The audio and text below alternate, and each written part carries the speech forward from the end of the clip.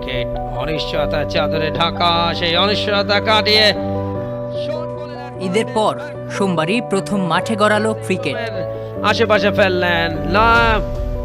Dhaka premier ডিভিশনে ১০ম রাউন্ডের ৫৫তম ম্যাচে মুখোমুখি আবাহনী আর প্রাইম ব্যাংক। এদিন খালেদ মাহমুদ সুজনের দল ৫০ ওভারে ৪ উইকেটে করেছে ৩৪১ রান।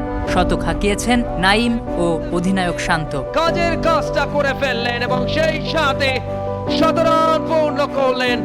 এবারে টিপিএলে তার মেডেন সেঞ্চুরি।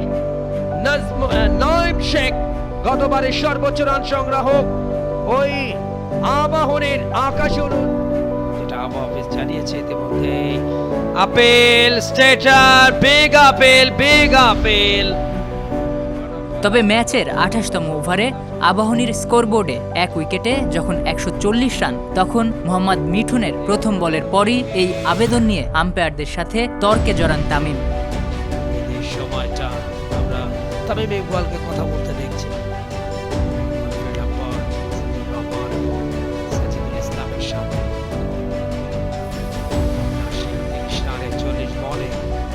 বাংলার সাবেক কাপ্তান ড্যাশিং ওপেনার চট্টগ্রামের খান সাহেবের সেই তর্কের জেরে খেলাও বন্ধ ছিল কিছুক্ষণ। উপস্থিতিটা সময় গড়ার সাথে সাথে আরো বাড়ছে।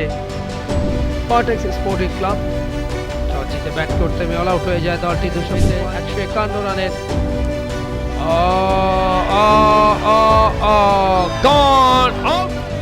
বিশাল রানের তাড়া করতে নেমে অবশ্য দ্বিতীয় ওভারে তাসকিনের বলে ক্যাচ দিয়ে মাত্র ১ রানে সাজঘরে ফেরেন তামিম।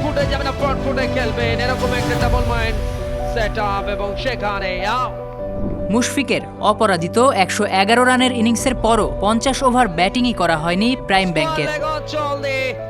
সীমানার ওপারে এবং সেই সাথে মুশফিকের সেঞ্চুরি।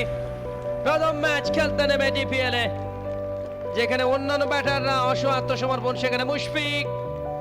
আবাহনী জিতেছে ৫৮ রানে। ইমরান জাহান, ১ টাকার খবর।